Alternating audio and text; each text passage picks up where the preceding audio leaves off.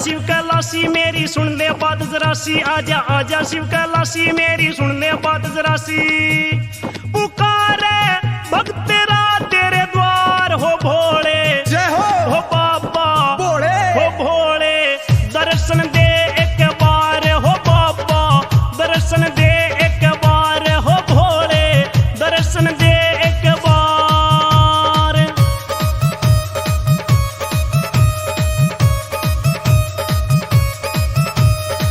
तेरे नाम की लगी लगन है, मन मेरा भक्ति में मगन है। तेरे नाम की लगी लगन है, मन मेरा भक्ति में मगन है। भैया काची तोड़ के लियाऊं तन्ने भर भर लोटे प्याऊं, भैया काची तोड़ के लियाऊं तन्ने भर भर लोटे प्याऊं।